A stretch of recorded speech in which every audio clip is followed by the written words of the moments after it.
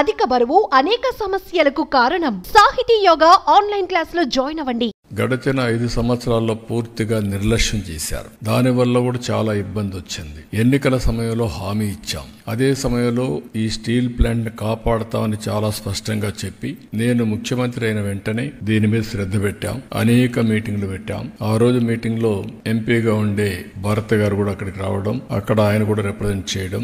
అదే మరిగా మేము ఒక మీటింగ్ కాదు, సిరీస్ ఆఫ్ మీటింగ్స్ జరిగాయి. ఒక రోజు అయితే రాత్రి 12:30 గంటలకు మీటింగ్ పెట్టాం. ఆ రోజు నిర్మలా సీతారామన్ గారు చాలా బిజీగా ఉండడం, మహారాష్ట్ర నుంచి లేట్ నైట్ రావడం. ఆ లేట్ నైట్ వస్తే కాదు మళ్ళీ నేను వెళ్ళాలి కాబట్టి ఆ రాత్రి అర్ధరాత్రి కూర్చొని సమీక్ష చేశాం. ఏదేమైనా ఒక పట్టుదలతో పనిచేశాం, చిత్తశుద్ధితో ముందుకు పోయాం. 7 నెలలు దీనికి చేసిన ప్రయత్నాలు ఈ రోజు ఫలించాయి. ప్రధానమంత్రి గారు దీనిపైన సానుకూలంగా స్పందించారు. ఒక మాటలో చెప్పాలంటే ఇది అసాధ్యం అనుకున్నది సాధ్యంగా అయ్యే పరిస్థితికి వచ్చింది. ఇది విశాఖపట్నం ప్రజల అభీష్టం, కార్మికుల యొక్క శ్రమ.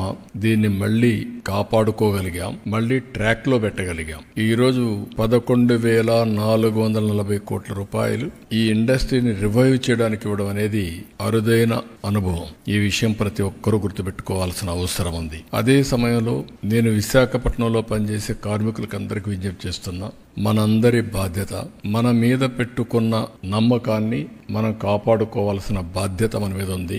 నేను ఆ రోజు కూడా చాలాసార్లు చెప్పాను, ఈ ఫ్యాక్టరీని మళ్ళీ రివైవ్ చేస్తాం, మంచి ప్రొఫెషనల్ మేనేజ్మెంట్ పెట్టుకుంటాం.